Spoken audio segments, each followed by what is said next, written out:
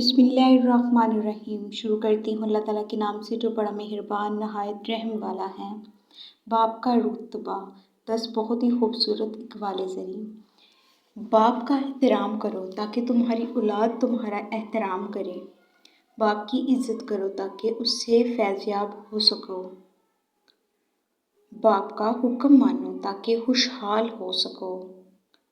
باپ کی سختی برداشت کرو تاکہ باکمال بن سکو۔ باپ کی باتیں غور سے سنو تاکہ دوسروں کی نہ سننی پڑے۔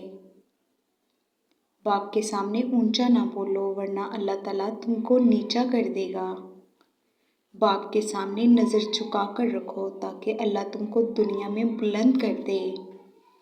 باپ ایک کتاب ہے جس پر تجربات تحریر ہوتے ہیں۔